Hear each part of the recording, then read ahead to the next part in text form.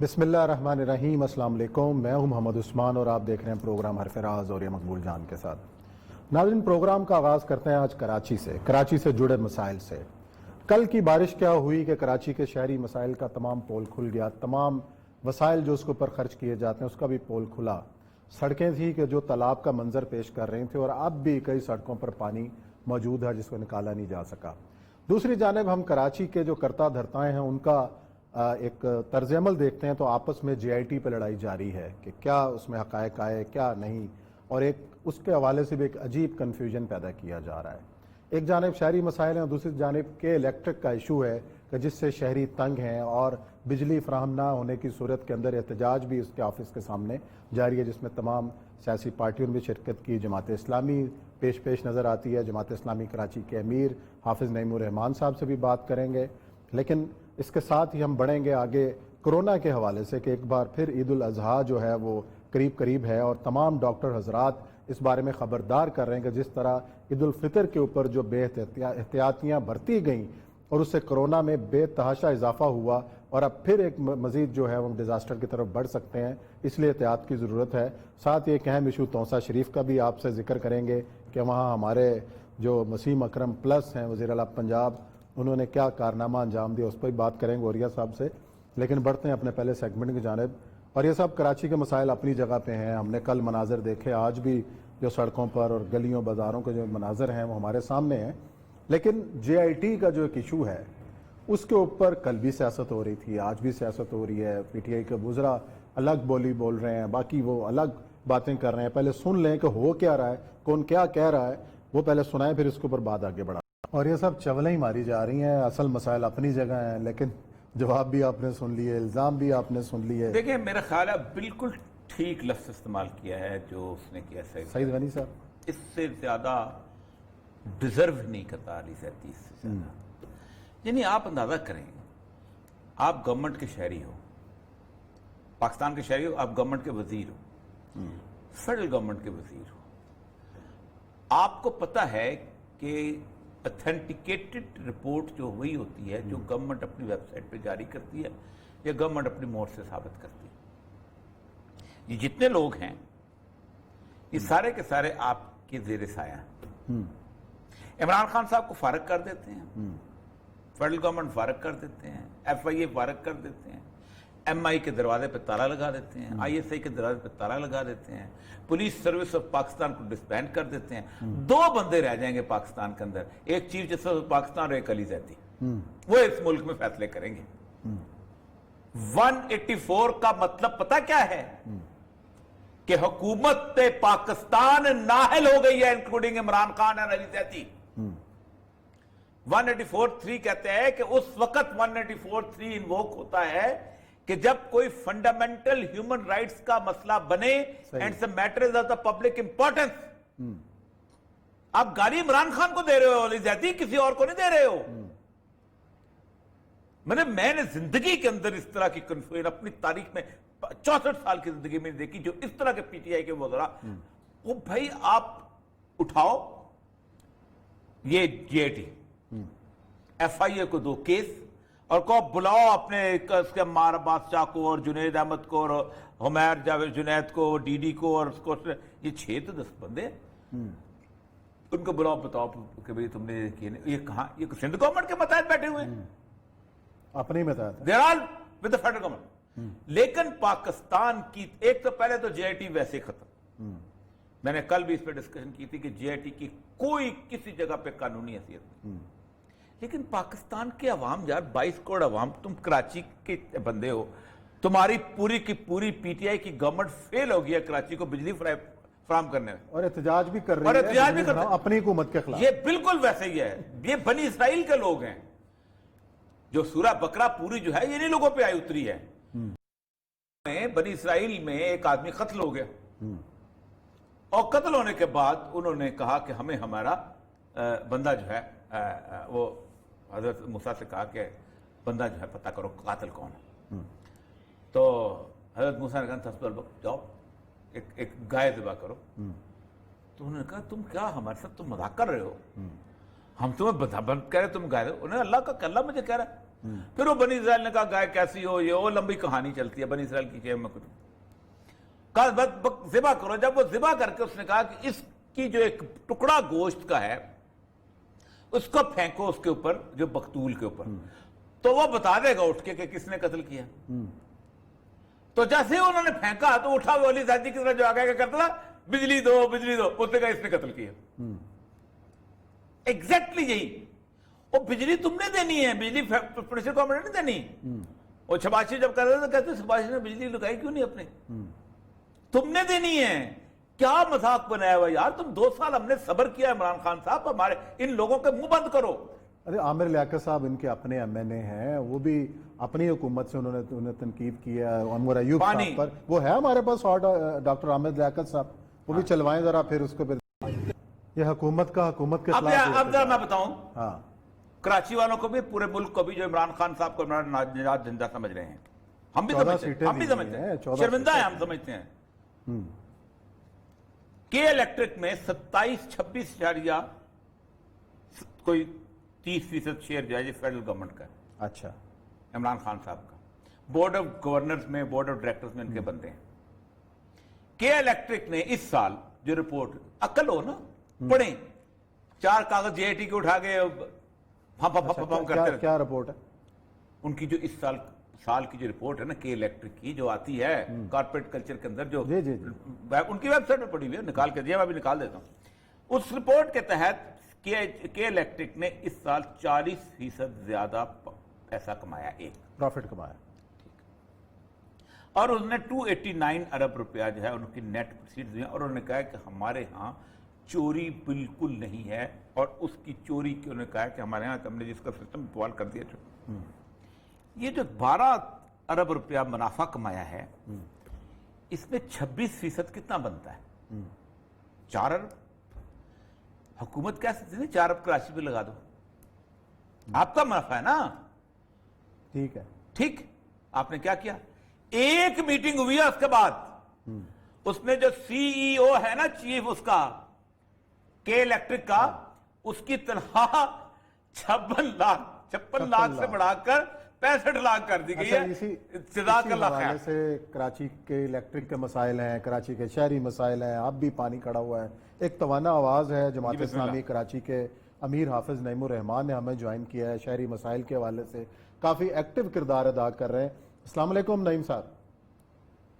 السلام ورحمۃ اللہ. حافظ صاحب، آج بھی کے الیکٹرک پہ بات ہو رہی ہے. یہ تو ہمیں یاد ہے کہ عرصے سے آپ جدوجہد کر رہے ہیں کہ الیکٹرک کی بات ہو، باقی شہری مسائل کی بات ہو. اب یہ جو سارا پنڈورا بکس کھلا ہوا ہے، خود پی ٹی آئی بھی شامل ہے کہ الیکٹرک کے خلاف احتجاج کے حوالے سے، تو کیا پیش رفت ہوئی ہے؟ کو آپ کو کامیابی ملی ہے اپنی اس پوری مہم کے دوران؟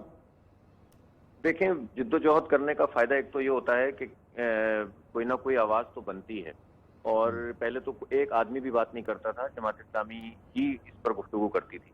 اب اس پریشر کے نتیجے میں پی ٹی آئی کو کم از کم اتنا کرنا پڑا ہے کہ وہ مظاہرہ کر رہے ہیں. لیکن عجیب بات یہ ہے کہ ان کا مظاہرہ کس کے خلاف ہے اور کس کے حق میں، یہ سمجھ میں نہیں آ رہا. کیونکہ پی ٹی آئی نے تو خود پاس کیا ہے نا، یہ خود ان کی جو ای سی سی ہے اس نے پاس کیا. اور یہ بھی میں مزے کی بات بتاؤں، اور یہ مقبول جان صاحب سن رہے ہیں اگر، کہ یہ جو ای سی سی ہے، جو ان کی کونسل ہے، اکنامک کونسل، اس میں تو خود جو ابراج گروپ ہے، جو 4.6% شیئر ہولڈر ہے ابراج گروپ. جی 26 میں بتا چکا. جی یہ بھی بتا چکا کہ 26% تو فیڈرل گورنمنٹ خود اس کی شیئر ہولڈر ہے. جی جی. تو اب 12 ارب روپے اس سال انہوں نے منافع کمایا اس سال کراچی سے. اچھا.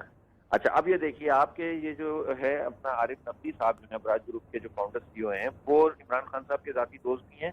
اور جب تک وہ گرفتار نہیں ہوئے تھے لندن میں، تو وہ ان کی سی سی میں شریک ہوتے تھے. اس کی تمام فوٹیج موجود ہے. تو جو ایک کمپنی ہے، اب اس کے خلاف یہ فیصلہ کیسے کر سکتے ہیں؟ آپ کو پتہ ہے مارچ 2020 میں ایڈوانس سبسڈی 26 ارب روپے کی کے الیکٹرک کو دے دی گئی. جی مجھے معلوم.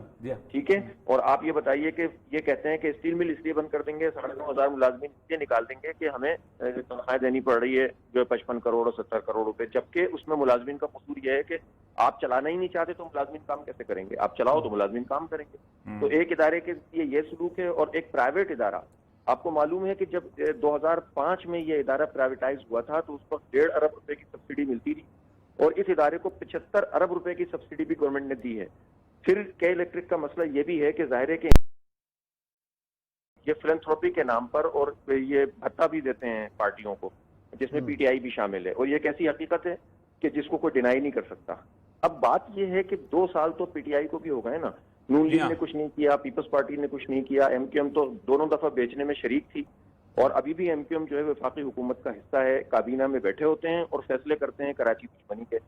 تو یہ جو سچویشن ہے اس پہ کون کنٹرول کرے گا؟ تو پی ٹی آئی کو تو سب سے پہلے جو ہے وہ پھر یہ بات بتانی چاہیے نا کہ ہم نے اس کو بڑھایا ہے تو ہم ہی اس کو ختم کر دیں گے۔ عمران خان تو کوئی بیان نہیں دے رہے اس پر، تو یہ کنفیوژن کریٹ ہو رہا ہے، اور میں سمجھتا ہوں کہ الیکٹرک اس پر جتنا ظلم کر رہی ہے اوور بلنگ کے حوالے سے، اس وقت شہری بلبلا رہے ہیں بالکل، بارش کا پہلا قطرہ پڑتا ہے پورے شہر کی لائٹ بند، 10-15 گھنٹے لائٹ چلی جاتی ہے، لوڈ شیڈنگ ہو رہی ہے۔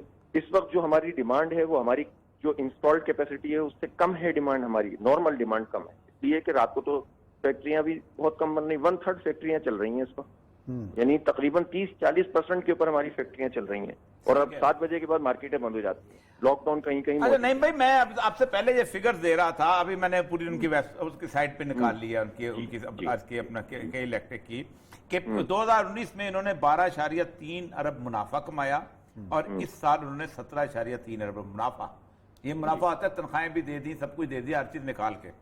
2019 میں انہوں نے 217 ارب روپے کمائے نیٹ جو پروسیڈز ہوئی، اور 289 اب کمائے، یعنی 44% کے بھی انکریز ہوئی ہے۔ مجھے یہ بتائیے کہ جو آپ کے ساتھ بیٹھے ہوئے ہیں، جو روز نعرے لگاتے ہیں، جن کا 26% شیئر ہے اس کے اندر، یہ 12 ارب روپے میں سے 4 ارب روپیہ تو فیڈرل گورنمنٹ کا اپنا بنتا ہے، عمران خان صاحب کا، وہ کیا ایکسچیکر میں چلا گیا، وہ کراچی پہ کیوں خرچ نہیں ہوا؟ کیونکہ کراچی سے نصیب ہوا تو کراچی پہ خرچ ہونا چاہیے۔ اور یہ ہمارے میئر صاحب کیا کر رہے تھے اس وقت، باقی کیا کر رہے تھے جس وقت یہ سارے معاہدات ہو رہے تھے؟ دیکھیں میں آپ کو اس کی ہسٹری بتا دوں کہ 2005 میں جب پہلی دفعہ بکی تھی تو مشرف اور ایم کیو ایم نے بیچی تھی، اور 2009 میں دوسری مرتبہ ابراج گروپ کو بکا ہے تو زرداری صاحب اور ایم کیو ایم نے بیچی، ٹھیک ہے۔ اچھا، اب مسئلہ یہ ہے کہ الیکٹرک کا اور ابراج گروپ کا کہ نوری آباد میں ایک پاور پلانٹ ان کا 100 میگا واٹ کا چل رہا ہے، اس کو گیس کا مسئلہ پیدا ہوا تو وفاقی حکومت کے خلاف احتجاج پیپلز پارٹی نے شروع کر دیا تھا نون لیگ کے زمانے میں، پھر شاہد خاقان عباسی صاحب تشریف لائے اور ان کو گیس پرووائڈ کی گئی، جبکہ 80-90 ارب روپے کے مقروض ہیں یہ پاکستان کے وفاقی ادارے کے۔ عمران خان اتنی بڑی بڑی باتیں کرتے ہیں، میری کبھی میں یہ کروں گا، وفاق کا ادارہ ہے نا سوئس سودرن گیس، تو اس ادارے پہ کے نادہندہ ہے کہ الیکٹرک جس کی وجہ سے شنگھائی الیکٹرک سے ڈیل نہیں ہو پا رہی، اتنی بڑی لائبلٹی موجود ہے، اس کے لیے عمران خان کچھ نہیں کر رہے، ٹھیک ہے۔ اب تو آپ تو 4 ارب کی بات کر رہے ہیں، 72 ارب روپے کے مقروض ہیں اس وقت جی۔ اب آپ مجھے یہ بتائیے کہ اس کے بعد اب آپ کلو بیک ایک ٹرم ہے معاہدے کی کہ جب پروفٹ میں کمپنی آئے گی تو صارفین کو اس کا جو ایفیکٹ دے گی، یہ تقریباً 20 ارب روپے بن چکے ہیں جو صارفین کو ملنے چاہیے۔ میٹر رینٹ جعلی طریقے سے یہ پیسے لیتے رہے ہم سے، اور اسی طرح ڈبل بینک چارجز کے لیتے رہے، جماعت اسلامی کی جدوجہد سے یہ سلسلہ ختم ہو گیا۔ ٹیرف ان کو جو بار بار دیا جاتا ہے، کہا جاتا ہے کہ یہ تو وفاقی حکومت سبسڈی دیتی ہے، اس کا تعلق جو ہے کہ الیکٹرک کے بل سے عوام کا نہیں، یہ بالکل بکواس بات ہے۔ 2005 کا بل دیکھ لیجئے، 7 کا دیکھ لیجئے، 11 کا دیکھ لیجئے، 15 کا دیکھ لیجئے، اور 2020 کا دیکھ لیجئے، کوئی جو ہے وہ سارا کا سارا امپیکٹ یہ عوام کی طرف منتقل کر دیتے ہیں۔ فیول ایڈجسٹمنٹ چارجز کے نام پر ہم سے پیسے وصول کرتے ہیں، آئل کے پلانٹ چلاتے نہیں ہیں، پیسے ہم سے آئل کے لیتے ہیں۔ اور ابھی مسئلہ کیا ہوا، کہتے ہیں ابھی آئل نہیں تھا اس لیے ہم پلانٹ نہیں چلا رہے، کبھی گیس نہیں ہوتی تو پلانٹ نہیں چلاتے، کبھی آئل نہیں ہوتی تو پلانٹ نہیں چلاتے، ہیومیڈیٹی آتی ہے تو ان کا سسٹم ٹرپ ہوتا ہے، تانبا بیچ گئے سارا ہمارا اربوں روپے کا، اس کا کوئی حساب ہے؟ اور یہ جو منافع شو کر رہے ہیں یہ بھی غلط ہے۔ بیسیکلی میں آپ کو ایک بہت ہی امپورٹنٹ فگر دے رہا ہوں، دیکھیں ان کو 650 میگا واٹ کی بجلی نیشنل گریڈ سے مل رہی ہے، اور بلکہ اب 800 ہو گئی ہے، ٹھیک ہے۔ 800 میگا واٹ بجلی ان کو مل رہی ہے 4 روپے سے 8 روپے کے ریٹ پر، اور اس بجلی کو جو چارج کر رہے ہیں نا، یہ چارج کر رہے ہیں کراچی کے عوام سے، یہ کرتے ہیں تقریباً ایوریج لگائیں تو 16-17 روپے کی یونٹ، ٹھیک ہے۔ جو ان کا ڈفرنس آ رہا ہے نا 70-80 ارب روپے کا آ رہا ہے، ٹھیک ہے، 70-80 ارب روپے کا۔ یہ تو میں نے ان کے بیلنس شیٹ کے اٹھائی ہیں نا جو خود بول رہے ہیں۔ ہاں جی جی۔ اچھا میں آپ کو ایک اور امپورٹنٹ بات بتاؤں، انہوں نے جنریشن میں اضافہ نہیں کیا، معاہدہ ان کا کینسل ہو جانا چاہیے۔ 2005 میں 93,000 ملین یونٹ کی بنا رہے تھے، 2020 میں یہ صرف 99,000 ملین یونٹ بنا رہے ہیں، صرف آپ کو 5% 6% کا انہوں نے اضافہ کیا، جبکہ ان سے کہا گیا تھا کہ 1300 میگا واٹ کا اضافہ کریں گے 3 سال میں۔ $361 ملین کی ان کو جو ہے وہ انویسٹمنٹ کرنی تھی، جو انہوں نے نہیں کی۔ یہ سسٹم ان کا اس قابل نہیں ہے کہ یہ بجلی ان کے پاس پوری بھی ہو تو یہ نہیں چلا سکتے، یہ فیل ہو گئے۔ ان کا لائسنس کینسل کیوں نہیں ہوتا، ان کو پکڑا کیوں نہیں جاتا؟ تو وہ تو پارٹی فنڈنگ ہے نا، ڈیموکریسی پارٹی فنڈنگ ہے۔ تو جب یہ حال پاکستان کی بنیادیں انہوں نے رکھی ہوئی ہیں، اب کیا کریں آپ؟ ईमानदार वजीर आजम का ये हाल है तो बेईमानों का क्या कहें। बेईमानों का क्या हाल होगा। अल्लाह चलिए आप साहब, बहुत बहुत शुक्रिया आपका, ये आप अच्छा बड़ी फिक्र है, जद्दोजहद कर ये रहे अच्छा हैं। फिक्र है कि ईमानदार वजीर आजम का ये हाल है, बेईमानों तो का बेईमानों क्या का क्या होगा। हम पहले दिन से कहते हैं हाँ। कि जमहूरियत के अंदर पार्टी खरीदी जाती है पूरी की पूरी। अब राज पार्टी फंडिंग देता रहा है। अच्छा, फिर यही हाल होना और ये फिर की करिए, किन्नू किन्नू रोइए। चले नाजरीन, यहाँ लेते हैं ब्रेक, और ब्रेक के बाद आएंगे और जिक्र करेंगे कोरोना के जो बढ़ता हुआ थ्रेट है, और आगे ईद उल अज़हा आ रही है, हमें क्या करना है, हमारी जिम्मेदारी क्या है, इस पर बात करें।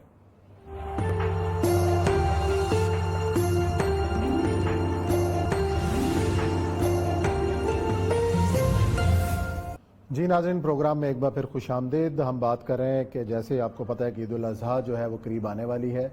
ईद उल फितर के मौके पर भी हमारे तमाम तिब्बी माहिरीन ने ख़बरदार किया था कि अगर एहतियात ना की गई तो कोरोना जो है वो बढ़ सकता है, और ऐसा ही हुआ। ख़दशात उनके दुरुस्त हुए और आज जो है वो तादाद लाखों में पहुँच चुकी है। पाकिस्तान के अंदर 2 लाख से ज़ायद मरीज़ भी हैं और हलाकतों की तादाद भी जो है वो ज़्यादा हो चुकी है। एक बार फिर हमें ज्वाइन किया है UHS के वाइस चांसलर हैं डॉक्टर जवेद अकरम साहब, माहिर वबाई अमराज हैं। पहले ये भी ख़बरदार करते रहे, एक दफ़ा फिर हम इनको बात करते हैं इनसे, और इनसे जो सवाल करते हैं कि हमें ये कहा जा रहा है कि इस वक्त कोरोना की जो तबाहकारी है पाकिस्तान के अंदर वो कम हो चुकी है, मरीज़ हॉस्पिटल में नहीं जा रहे, तो ये एक अच्छा साइन है, हौसला अफजा बात है, या कोई सूरत इसके बरक्स है? जी डॉक्टर साहब। बहुत शुक्रिया उस्मान भाई। देखें, डेफिनेटली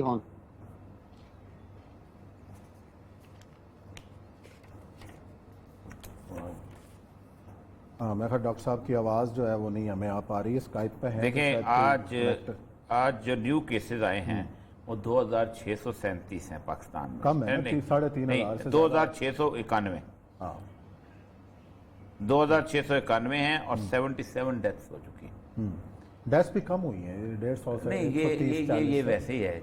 हाँ, हमारे 5 भी डेथ्स होते, हमारे 5 डेथ्स भी साल की रही, दिन की रही हैं, ऐसी बात नहीं है।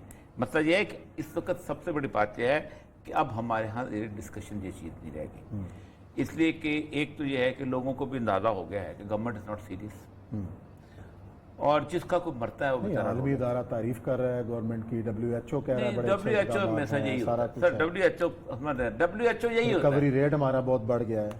नहीं, रिकवरी रेट तो दुनिया पूरी में यही है। देखिए, दुनिया में बड़े बड़े जगहों पे आप जरा देख लीजिएगा रिकवरी रेट इस वक्त तो सबसे ऊपर कौन है? USA है ना। USA का रिकवरी रेट जो है इस वक्त ये है, आप देखें इस वक्त उसकी जो एक टेस्ट जितने भी हुए हैं, ये तकरीबन एक्टिव केसेस, सीरियस केसेस और टोटल रिकवर्ड एक 13 लाख उसके रिकवर हुए हैं, उसमें से 30 लाख में से तो 50% तो रिकवरी रेट इसका बन जाता है। तो हमारा तो 50% नहीं है, मैं USA की बात कर रहा हूँ। रिकवरी रेट देखिए, पहली बात तो यह है कि रिकवरी रेट तो इतना ही होता है। असल मसला यह है कि आपने डेथ्स कितनी कंट्रोल की। मैं अपने आज लिस्ट गिन रहा था तो 50 के करीब मेरे अपने जाती जानने वाले फौत हो चुके। बिल्कुल ऐसे है। डॉक्टर साहब की हमें ऑडियो दोबारा मिल गई। अस्सलाम वालेकुम डॉक्टर साहब, आप बता रहे थे कि जो हम ये सवाल किया कि शायद अस्पतालों के अंदर मरीज कम तादाद में आ रहे हैं और हमारा रिकवरी रेट, जैसे मैं बात कर रहा हूँ रिया साहब से, कि काफ़ी बेहतर है, इसके बारे में आप क्या? इसमें देखें, अभी भी मेरा ख्याल है कि मोर्टेलिटी अनएक्सपेक्टेडली हाई है, कि 2-3 जानों का भी ज़ियां हो जाना 1 घंटे में बहुत ज्यादा मेरा समझता हूँ तशवीशनाक बात है। आज भी 7 जानों का एक पर आ रहा है, 7 भी। हाँ जी। तो इस तरह ये वेरी कर रही है, और मैं समझता हूँ कि अभी ये बिल्कुल ये कंक्लूड करना बहुत कबल वक्त होगा कि इसको हमने कंट्रोल कर लिया है या वबा पे काबू पा लिया गया है। मेरे ख्याल में it is too early, far too early. एक चीज अलबत्ता हुई है कि ये बीमारी अनफॉर्चुनेटली स्टिग्मेटाइज्ड हो गई है बुरी तरीके से, और जो लोग इसमें मुब्तला हैं वो अब रिवील भी नहीं समहाउ करना चाहते, और वो ये भी नहीं चाहते कि उनका कोई प्यारा इस बीमारी से मरे, क्योंकि एक उनको ये पता है कि ये पता नहीं जनाजा भी होने तो होगा या नहीं होगा, पता नहीं बरियल कैसे होगा। एक बहुत ही वो खौफनाक सी अप्रोच करते हैं इस बीमारी को। डॉक्टर साहब, ये यहाँ मैं थोड़ा सा रोकूंगा, ये बहुत इंपॉर्टेंट चीज़ है। उसकी वजह यह है कि हर बंदा इसी बुनियाद पर डर रहा है। आप मुझे बताइए कि ये जो जनाजा है, ये दफन करने के बारे में जो तस्वर बना लिया गया है, क्या ایک آدمی جب فوت ہو جاتا ہے تو وہ تھریٹ قائم رہتا ہے یا کیا اس کو اگر کیا ہم اس کی پولیتھین بیگ میں یا کسی اور طریقے سے کوئی اور پیکنگ میں ہم اس کو دفن نہیں کر سکتے؟ دیکھیں یہ اوریا بھائی انفارچونیٹلی یہ انفاؤنڈیڈ اسکیئر تھا. ہاں ایسا کوئی مسئلہ نہیں ہے. آپ تمام ریلیجنز میں جو بھی طریقہ کار ہے اس کو پراپرلی آپ WHO نے بھی اب اپروو کر دیا ہے. انڈیا نے سے انفارچونیٹلی یہ بہت پہلے کر دیا تھا. ہم نے بعد میں اڈاپٹ کیا. ہم نے پہلے ایسا بھی ہوا ایک وقت آیا کہ باڈیز پھینک کے لوگ آ جاتے تھے قبرستانوں میں اور گورنمنٹ نے بھی بہت زیادہ اس وقت خوف و ہراس پھیل گیا تھا. لیکن اب دیکھا گیا کہ جب یہ کسی کی بھی وفات کرونا سے ہو جاتی ہے کسی وجہ سے ہو جاتی ہے لیکن اس کے جسم میں کرونا ہے تو اس کی انفیکٹیوٹی آلموسٹ نیگلیجبل ہو جاتی ہے. لیکن پھر بھی آپ احتیاط سے باڈی ہینڈلنگ کم لوگ کریں اور وہ بھی PPE وغیرہ پہن کے ماسک اور گلوز پہن کے کر لیں. غسل دلائیں جیسے کہ نارمل غسل ہوتا ہے لیکن تھوڑی سی کیئر کے ساتھ اور تھوڑا سا جنازہ ظاہر ہے آپ سوشل ڈسٹینسنگ کے ساتھ کرنا ہے تو اس طرح کریں کہ ایسا ارینجمنٹ کریں کہ کم لوگ جنازہ پڑھ لیں لیکن دعا سارے کر لیں گھروں میں بیٹھ کے کل نہ کریں. جو چیزیں اس طرح کی ہیں. ڈاکٹر صاحب ہمارے یہاں ویسے بھی جنازہ بہت کھلی جگہوں پہ ہوتا ہے اور صفیں بڑی کھلی بنی جاتی ہیں. بہت مطلب اکثر اوقات ہوتا ہے کہ جنازہ جو ہے کسی کا بڑا ہوتا ہے ورنہ تو تھوڑے جنازے ہوتے ہیں اور جگہ اتنی ہوتی ہے جس میں 3 4 5 ہزار لوگ آ سکتے ہیں. ایسے ہی ہے سر. میرا خیال ہے کہ ان نیسسریلی وہ اسکیئر پھیل گیا تھا جیسے شروع پہ تھا لیکن ابھی بھی وہ اسٹگمیٹائز تو ہو گیا نا جی. ایک لوگوں میں خوف و ہراس پھیل گیا.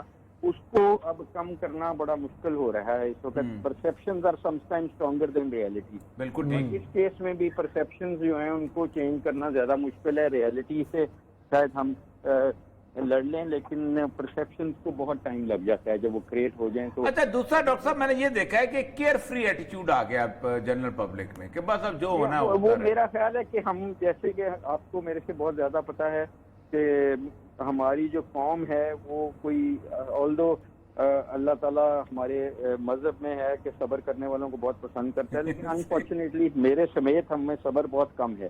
ہم جلد بازی بہت کرتے ہیں جس کو اللہ تعالیٰ نے متعدد بار کنڈیم کیا ہے کہ جلد بازی مت کرو. انہوں نے تو اپنے نبی کو کہا کہ جلد بازی نہیں کرو.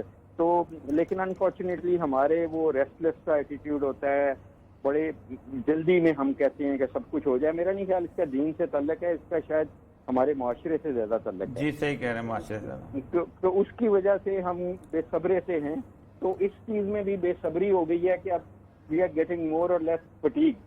اور وہ جس کو کہتے ہیں مینٹل فٹیگ ہو رہی ہے ہمیں اور اسٹگمیٹائز سے بھی ڈر رہے ہیں. تو بڑی کمپلیکس سی سچویشن ہو رہی ہے. اس لیے دیکھیں میں اس طرح کے بہت درجنوں کیس ہیں جو مجھے روز فون آتے ہیں کہ جی یہ ہو گیا وہ ہو گیا. پھر میں کہتا ہوں کہ آپ ہاسپٹل آ جائیں یہ ٹیسٹ کرا دیں. آپ کو وہ ٹیسٹ بھی نہیں کراتے. جب ٹیسٹ نہیں کرائیں گے تو رپورٹنگ نہیں ہوگی کیونکہ رپورٹڈ کیس تو وہ بنے گا ہی نہیں. اور اس کے بعد وہ یہ کہتے ہیں یہاں تک اچھے بھلے پڑھے لکھے لوگ وہ کہتے ہیں جی آپ بتا دیں گھر میں ہی علاج کرنا ہے ہمیں.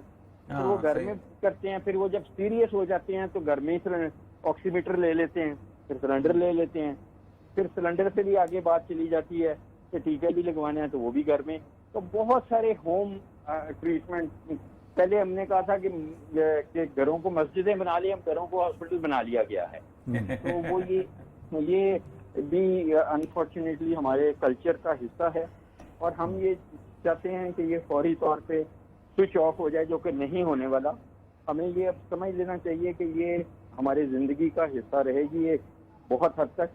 اور یہ ٹائیفائڈ اور ملیریا کی طرح ہی ہو جائے گی جب اس کا علاج ہمیں دریافت ہو گیا پوری طرح. اچھا ڈاکٹر صاحب عید آنے والی ہے, ایک بار پھر عید الاضحیٰ آنے والی ہے. لوگوں نے منڈیوں کا رخ کرنا ہے, جانور خریدنے ہیں, جانوروں کو وہاں سے گھروں میں لا کر باندھنا ہے.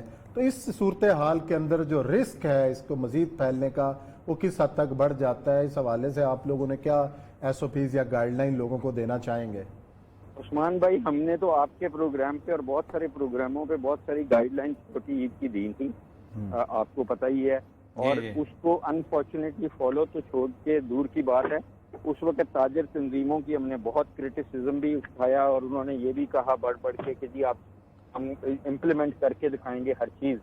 لیکن جیسا کہ یہاں پہ پاکستان میں قانون بنانے کا تو مسئلہ نہیں ہے, SOP بنانے کا بھی نہیں ہے, اس کی امپلیمنٹیشن کا ہمیشہ مسئلہ ہوتا ہے.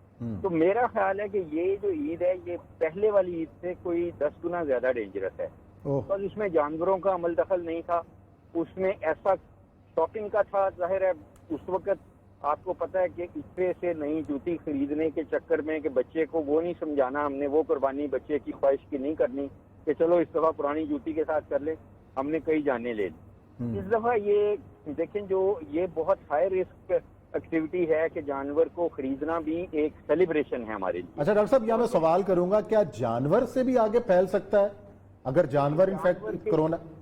جانور کے گوشت سے تو دیکھیں کوئی ایسا نہیں ہوگا. نہیں زندہ جانور اگر گھر میں آتا ہے, دیکھیں زندہ کے ساتھ ڈیفینیٹلی اسپیشیز سوئچ ہو سکتی ہے. اونٹوں سے پہلی تھی جو اس کی پہلا جو جس کو اس کو والد کہہ دیں, جو کہتے ہیں مرض, مڈل ایسٹرن ریسپریٹری سنڈروم, وہ جدہ سے پھیلی تھی. تو پاسبلٹی ہے, لیکن زیادہ جو پاسبلٹی وہ یہ ہے کہ جب ہم 3-4 بندے پر فیملی بھی لگائیں, بکر منڈی جائیں گے جانور کو پسند کرنے, اور اسی جانور کو کوئی 100 بندہ ہاتھ لگا چکا ہوگا مختلف جگہ پہ, کبھی اس کے دانت دیکھنے کے, کبھی کچھ, اور وہاں ہاتھ دھونے کا کوئی کنسپٹ ہی نہیں ہوگا, گلوز پہننے کا کنسپٹ نہیں ہوگا, گلوز کو پھینکنے کا کسی خاص جگہ پہ نہیں ہوگا.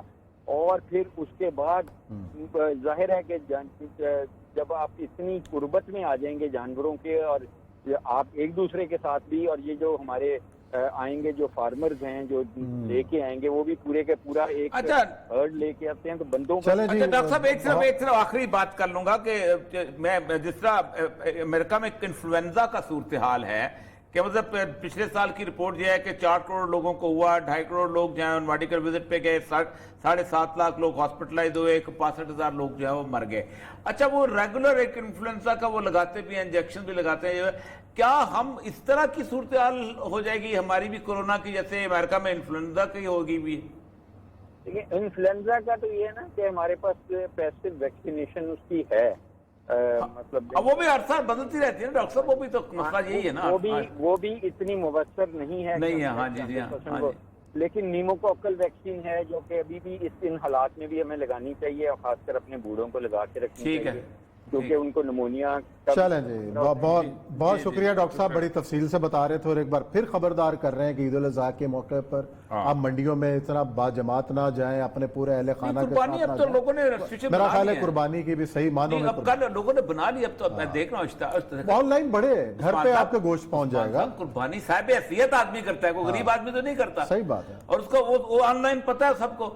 ایک بندہ چلیں یہ تو ایشو ہو گیا کہ ہم نے احتیاط کی طرف بھی لوگوں کو لے کے جانا ہے, لیکن ایک توسا شریف میں جو کچھ ہوا ہے آپ اندر کی خبر دے رہے تھے, اندر کی تو بڑی باتیں ہو گئی ہے. اصل میں نا توسا شریف کے جو گدی نشین ہیں جعفر فیملی جو ہے وہ ہمارے بلوچستان کی فیملی, اور توسا شریف صاحب جو ہیں وہ بڑے پرانے بزرگ ہیں, اور یہ بزدار جو ہے نا یہ بلوچوں میں یہ وہ اپنا ان کے فالوورز ہیں.